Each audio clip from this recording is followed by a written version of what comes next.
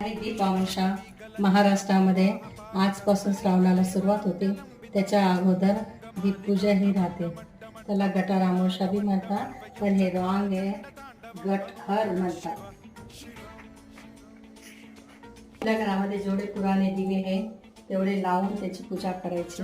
स्वच्छ धुवून छानपैकी संध्याकाळी पूजा करू शकतात. दिवसा 12च्या आत करायची. Okay, thank you.